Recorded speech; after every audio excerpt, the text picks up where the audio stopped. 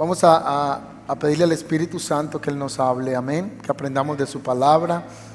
Los que estuvimos el domingo fue tremenda bendición el día domingo, hubo una presencia de Dios aquí en los dos servicios hermosa, ¿verdad? ¿Cuántos estuvieron el domingo acá? O sea, el domingo estuvo precioso el servicio y cada vez que venimos nos alimentamos. Yo saludo a las personas que están conectadas por internet. Hay personas fieles siempre en internet, desde sus casas, son fieles cuando no vienen presencialmente y llueve y hay frío, entonces les damos la bienvenida. No, hay gente que está desde otros países, desde otros lugares, a veces uno no se puede movilizar hasta el lugar y están ahí conectados siempre en línea. Les damos la bienvenida a la iglesia El Camino.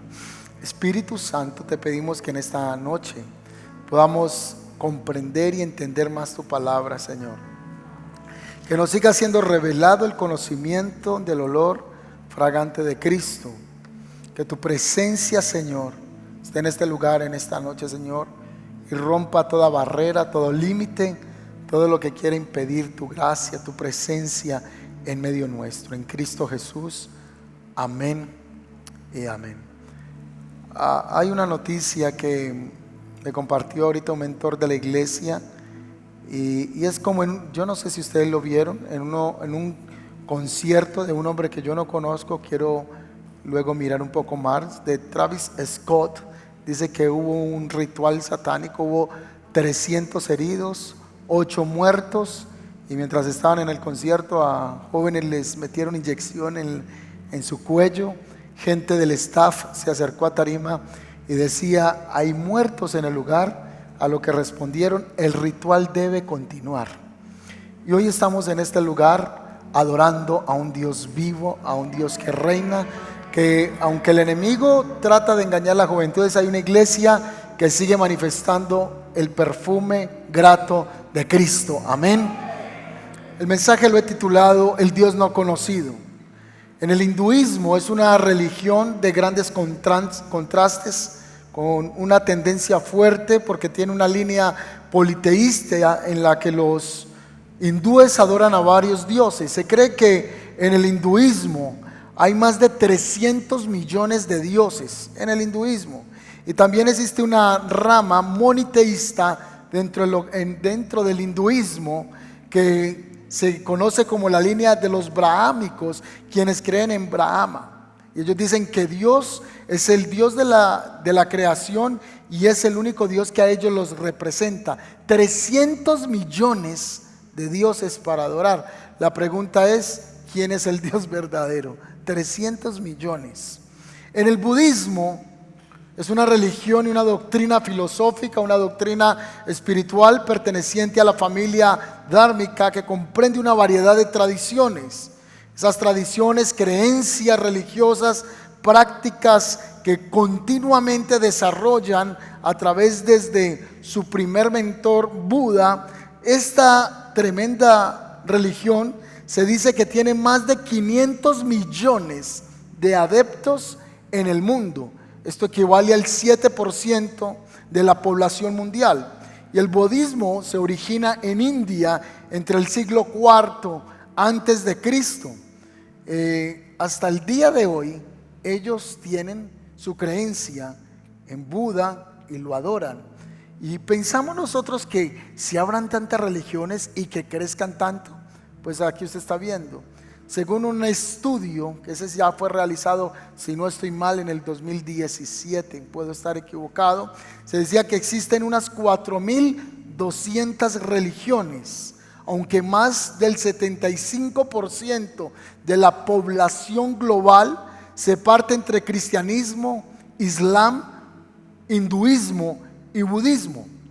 Y eso que se cree que para el 2050 la religión predominante no va a ser el cristianismo, sino que en el 2050 o 2060 se está esperando que la religión predominante sea el islam. Y cada día ellos están colonizando, cada vez están llenándose de más familia y enseñándole a sus hijos la doctrina para que la sigan esparciendo. Han crecido en Estados Unidos, están creciendo en Europa como nunca, y cada vez esta religión del Islam crece. Dentro de sus líneas que hablan de pacifismo, o dentro de las líneas radicales en las que ustedes ya han escuchado que se inmolan.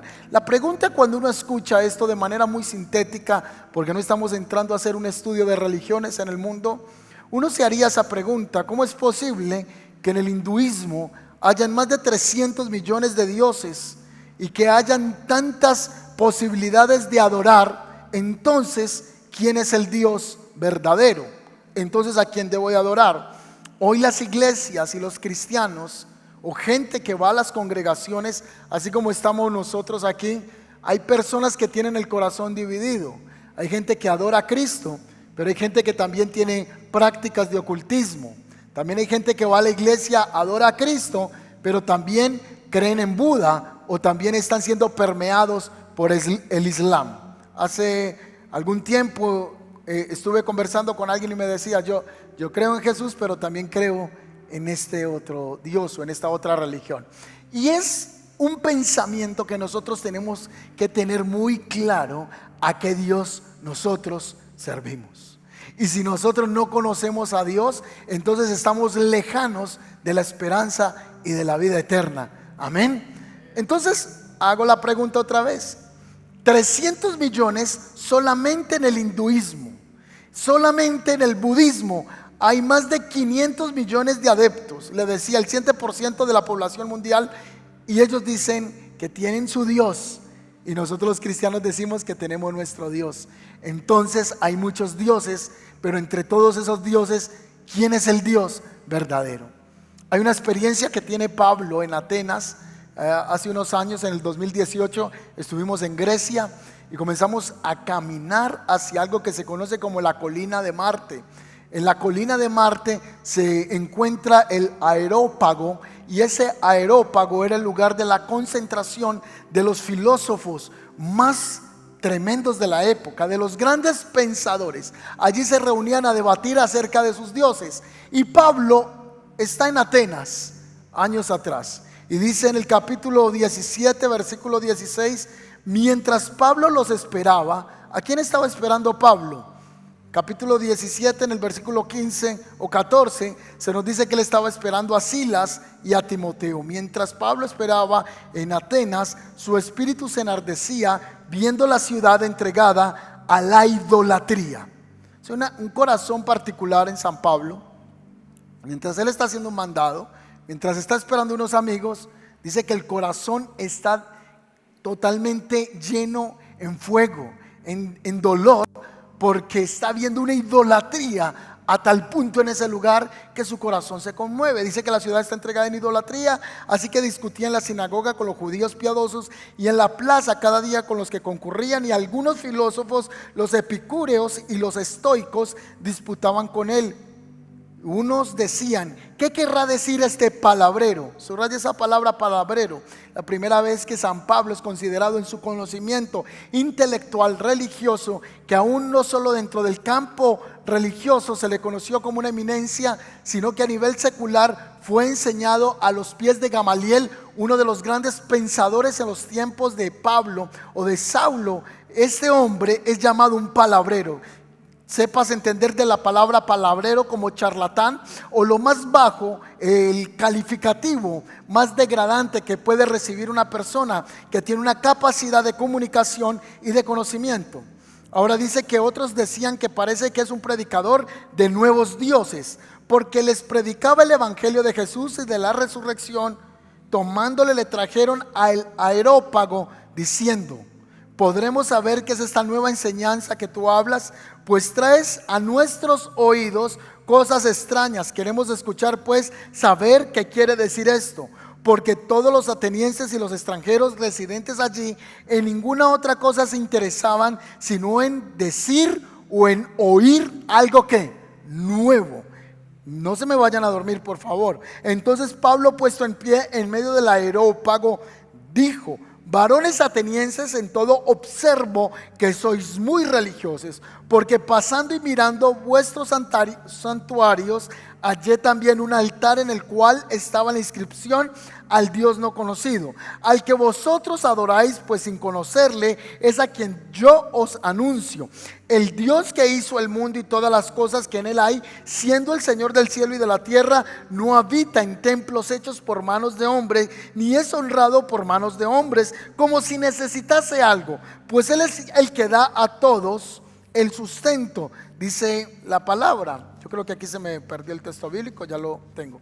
Pues él es el que da a todos vida y aliento y todas las cosas, y de una sangre ha hecho todo un linaje de los hombres para que habiten sobre toda la faz de la tierra, y les ha prefijado el orden de los tiempos, los límites de su habitación, para que busquen a Dios y en alguna manera palpando puedan hallarle, aunque ciertamente no está lejos de cada uno de nosotros, porque en él vivimos, nos movemos y somos. En él vivimos, nos movemos y somos. En él vivimos, nos movemos y somos, como algunos de nuestros propios poetas también han dicho, porque linaje suyo somos. Siendo pues linaje de Dios, no debemos pensar en que la divinidad sea semejante al oro, a la plata, a la piedra, la escultura de arte y de imaginación de hombres, pero Dios, habiendo pasado por alto los tiempos de la ignorancia, ahora manda a todos los hombres en todo lugar que se arrepientan, por cuanto ha establecido un día en el que juzgará al mundo con justicia por aquel varón a quien designó, dando fe a todos con haberle levantado de los muertos.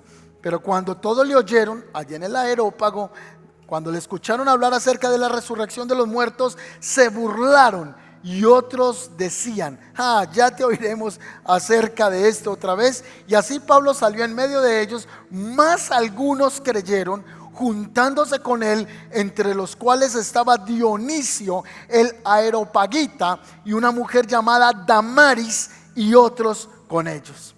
Mientras Pablo esperaba a Silas y a Timoteo, caminaba por la ciudad de Atenas y la encontró llena de idolatría. Lucas es el escritor de este pasaje, y Lucas nos dice que la ciudad estaba entregada a la idolatría. Un comentarista bíblico afirma que en Atenas era más fácil hallar un ídolo que a una persona, porque ese lugar estaba lleno de imágenes, estatuillas a honores a dioses de los pensadores griegos. Cada construcción en la ciudad tenía por lo menos un ídolo que lo protegía. Incluía los muros de los arcos de la ciudad, y según Plinio, un historiador romano, dice que Atenas en ese tiempo tenía unas 30,000 estatuas en la época. Así que Pablo está en un lugar donde está atestado de idolatría. Atenas, recordamos que era el centro de la filosofía, del arte. Era la ciudad de las personas como Sócrates, Platón, Aristóteles, Sócrates, Eurípides y de todos los filósofos que nosotros estudiamos en el colegio. Allí ellos se reunían para comenzar a tener un desarrollo de pensamiento. Pero para Pablo fue deprimente el llegar a ver tanta idolatría, tanta superstición, y los críticos del arte admiraban las estatuas que estaban en ese lugar. Pero Pablo entendía que las creencias de ellos no eran sanas, sino que desde cada idolatría había un demonio, un espíritu que actuaba. A pesar de Pablo estar solo, él no se quedó callado, sino que dice la escritura que él discutía con ellos todos los días. Hay dos ramas de pensamiento que aparecen en el pasaje de Hechos de los Apóstoles, y nos menciona a los epicúreos y a los estoicos. Dos filosofías, las más importantes del tiempo. Pero Pablo entró en conversación con ellos, y ellos le llamaron a él un charlatán, un palabrero, un hombre que no tenía una palabra concisa que entregarles a hombres tan pensadores como eran ellos. Así que muchos decían: este parece que es un predicador de nuevos dioses, porque él les predicaba a Jesús y la resurrección. Lucas, que es el escritor de este pasaje, lo da a entender que sus oyentes pensaron que Pablo estaba hablando de un nuevo Dios, porque la palabra resurrección en el original es la palabra Anastasis, y Anastasis era una diosa de los griegos. Así que ahí está Pablo en medio de tanta idolatría. Pero el mensaje del evangelio comenzó a confrontar los dos pensamientos filosóficos más grandes de la época, que era el hedonismo y la sensualidad de los epicúreos, cuyo lema popular era: come y bebe, porque mañana moriremos. San Pablo, con el pensamiento bíblico, confrontó también el estoicismo. Los estoicos defendían el orgullo y la vanagloria, especialmente el actuar o el obrar con jactancia del obrar de su propia justicia. Y yo creo que hoy día el evangelio debe seguir confrontando nuestras vidas. Que el evangelio debe seguir confrontando las corrientes filosóficas que no van de acuerdo a la palabra del Señor. ¿Cuántos dicen amén? Jesús dijo: yo soy el camino, la verdad y la vida. Y Jesús vino después de Buda. Y se dice que cuando Buda, antes de morir, hizo una expresión: busquen la verdad. Y Jesús dijo: yo soy el camino, yo soy la verdad y yo soy la vida. Buda no resucitó, pero Cristo sí resucitó entre los muertos. Y el evangelio de Cristo tiene por severidad su resurrección, y el evangelio siempre nos va a confrontar. Amén. O sea, yo llevo de niño en la iglesia, y cada vez que me encuentro con textos de la palabra de Dios, la palabra nos confronta. Cuando la palabra sentimos que nos confronta, algo está haciendo Dios en nosotros. Cuando la palabra de Dios viene a producir en nosotros incomodidad, quiere decir que la palabra está haciendo un efecto en nosotros. ¿Cuántos dicen amén a eso? Así que el evangelio hoy tiene que seguir confrontando las filosofías como el materialismo, con su negación de Dios, con su incentivo de solo vivir para disfrutar las cosas materiales, alejando a Dios de la ecuación del centro de nuestra vida. El fijarnos solo en el hedonismo, en el placer personal, alejados de Dios. Siempre la palabra vendrá a confrontarnos. Ahí está Pablo.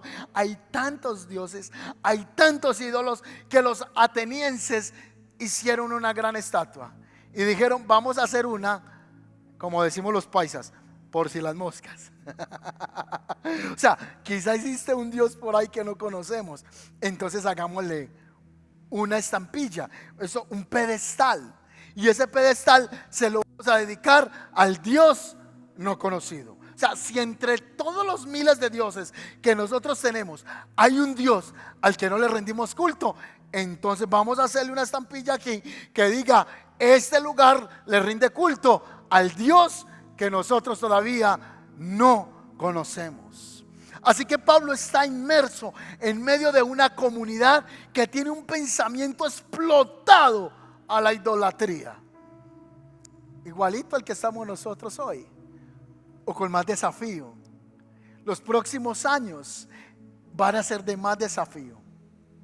Estoy aterrado cómo el mundo está cambiando. No sé si nos estamos dando cuenta. El mundo está cambiando a pasos agigantados. O sea, yo soy del 89. Yo soy del 90 y estoy viendo el mundo cambiar. No, yo soy del 83. Y hemos visto el mundo cambiar. Yo tuve el placer de tener un celular con una pantalla verde que se encendía. Era grande y tenía una batería gigante. Si ustedes se salían a robarle el celular, usted le tiraba el celular en la cara y lo mataba. O sea, era pesado. Eso no lo robaba nadie. Así que yo me acuerdo que me ponía el celular aquí bien grande, y a mí me tocó algo que se llamaba el beeper. ¿Les tocó el beeper? Entonces yo era creído con mi beeper cuando tenía 17 años o 18. Tenía beeper. Y hasta hace poco encontré por ahí el carnet que nos daban para representar que uno tenía beeper. O sea, que ese beeper ese era mi documento. Y uno, como mandaba un mensaje ahí: hola mamá. No podía hacer los mensajes que hoy hacemos. Era: llegué a las 5, ya llegué. Porque si las frases eran más largas, No es como el WhatsApp que usted habla y habla y habla y habla. O hay gente que le manda unos audios y yo, ay Señor, pastor, necesito darle necesito pedirle un consejo. Y yo, ay Dios mío, un podcast, 20 minutos. Yo, la hermana, ¿cuándo cree que yo voy a escuchar 4 audios de 20 minutos cada uno? Así que cuando usted me hable a mí, hábleme como en Viper. Ni siquiera me diga, pastor, hola. A usted lo saludan así. Hola, buenos días. Hola, ¿cómo estás? ¿Y cómo estás? Bien. ¿Y cómo ha ido esta semana? Bien. ¿Qué necesitas? A mí me gusta que me escriban, pastor, hola, mira, lo que pasa es que, y de una vez. Pero que es que, hola, ¿cómo estás? Sí, es largo. Y el mundo está cambiando. ¿Por qué estoy hablando de esto? ¿Qué tiene esto que ver con la Biblia? ¿Han visto ustedes ya cómo nos están mostrando ya lo que es Google Earth 2? No sé si lo conocen. Yo no sé si ya saben lo que es el metaverso que está funcionando ahorita con Facebook. Cómo el mundo está cambiando. Y esto va a traer mayor desafío a la comunidad de fe. Mayor desafío a las personas que creemos en Cristo Jesús. No estoy diciendo que es malo, porque eso también va a ser bendición para los que conocemos del Señor. Pero las nuevas generaciones van a enfrentarse a un mundo lleno de mayor placer que el que tenemos hoy, a mayor desafío de consagración a Dios. ¿Sabe que ya nos dijeron que nos podemos sentar con unas gafas y entramos en un mundo virtual? Podemos conversar con las personas, hacemos nuestro propio avatar, podemos tener conversaciones, pero así como es para lo bueno, serán los próximos moteles virtuales, la pornografía explícita cuando nunca antes había. Si hoy hay pornografía de cierta manera, si hay 4K, si hay mejor resolución, ¿te imaginas lo que viene en los próximos años? La idolatría, quizás ya no serán ídolos de yeso o de madera. Ya los nuevos ídolos son los ídolos con los que luchaban estas dos filosofías, o con la que ellos más bien proponían, es darle rienda al placer. ¿Ha escuchado usted amigos que dicen, manéjese bien? Y el amigo le contesta, ¿para qué? ¿Para pasar maluco? Manéjese bien, no paso maluco. Entonces manéjese mal para que pase bueno. Pablo está en medio de esta temporada, una generación que está llena de ídolos, pero ahorita nosotros nos estamos llenando de ídolos que nos están envolviendo sin darnos cuenta. No nos inclinamos ante San Pedro, no nos inclinamos ante Santo Tomás, pero sí nos inclinamos ante muchos ídolos que tenemos en el corazón. ¿Me estoy haciendo entender? Y ahí está Pablo en este tiempo. Está enfrentando el pensamiento de estas personas. Y cuán importante nosotros entender que la idolatría del corazón debe ser quitada. O quizá hay gente que tú conoces o está acá y todavía tiene la idolatría amarrada en el corazón. Gente que fue levantada en la tradición y que en Semana Santa cargábamos el muñeco. No sé si a usted le tocó cargar algún muñeco. El muñeco era ahí. Y todos a los lados, cuidado, se cae, que se valió 27 millones. Y está el muñeco ahí. Oh, las calles de... Sí, toda la gente haciendo sus rezos. Y la gente doblando rodillas ante la idolatría. Baruch capítulo 6 es un libro deuterocanónico. Está dentro del canon de la Biblia, de la versión llamada La Dios habla hoy. Y si usted va y lee Baruch, que es un libro no canónico, Baruch dice y exhorta al pueblo a apartarse de la idolatría.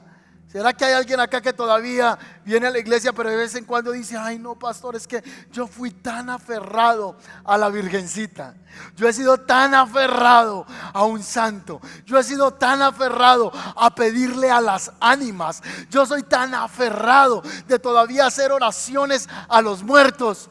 La palabra del Señor dice que Dios abomina la idolatría, pero tanto la idolatría física como la idolatría en el corazón. Sabes que a veces nosotros como cristianos podemos decir, es que se le rinde culto a Buda, ese le rinde culto a Leo Set, ese le rinde culto a la nueva era. Pero nosotros podemos estar llenos en el corazón de ídolos que el Señor nos está diciendo: entrégame lo que tú más amas.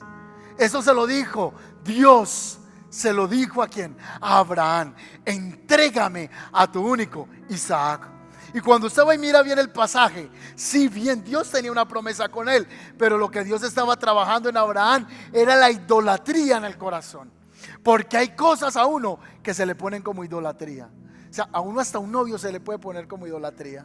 Usted le digo que le falta, si no ponerle la faldita, montarlo en la hamaca y que empiece: ahí ya usted es su ídolo. Y usted lo: ay no, pero mírenla, ella, pero yo sin ella no puedo vivir, no vivo. Yo le apuesto que sí vivo, le aseguro que usted sí puede vivir sin él. ¿Sí o no? Entonces usted escucha: si me deja me corto las...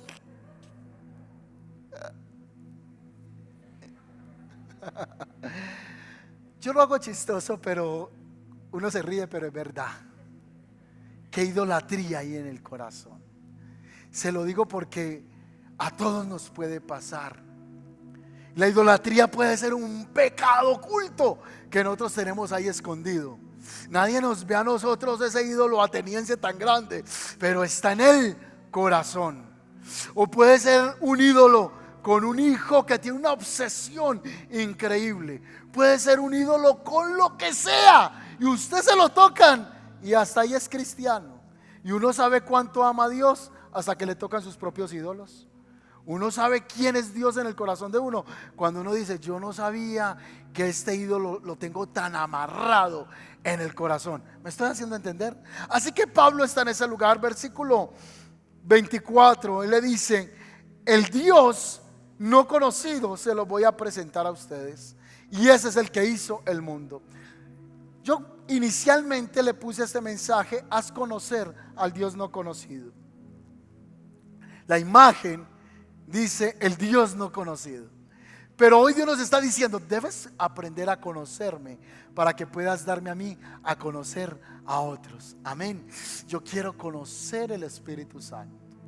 Yo quiero conocer la presencia de Dios. Y una vez que Él esté en mí, yo les aseguro que los que estén a mi alrededor van a decir: yo quiero conocer el Dios al que tú sirves. ¿Cuántos dioses hay? Millones. Pero solo hay un Dios verdadero, y es el creador del cielo y de la tierra. Ese que vino y se manifestó en carne, y su nombre es Jesús. Es el único que dijo que le crucificarían y que al tercer día se levantaría. Y así fue.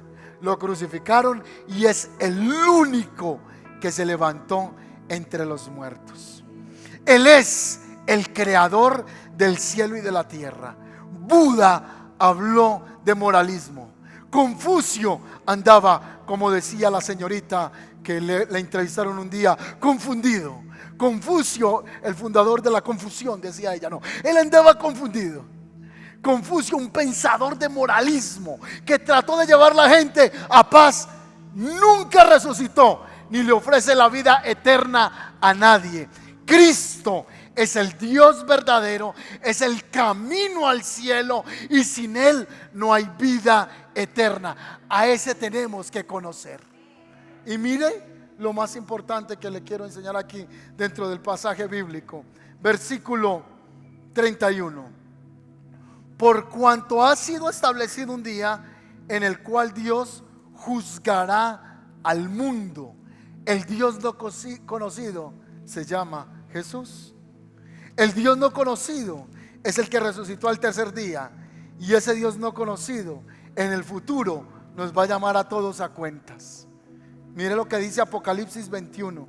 Y vi un cielo nuevo y una tierra nueva, y vi que el primer cielo ya no existía, y que ya, en versículo 2, y yo Juan vi la ciudad santa. Voy a leerlo desde el versículo 20, versículo 11. Y vi un gran trono blanco y al que estaba sentado en él, delante del cual huyeron la tierra y el cielo, y ningún lugar se encontró para ellos. Y vi a los muertos, grandes y pequeños, de pie ante Dios, y los libros fueron abiertos. ¿Cuáles libros? Luego lo vamos a ver. que la Biblia menciona varios libros, no solo uno, menciona varios libros. Y dice, si abrieron los libros y otro libro fue abierto, otro.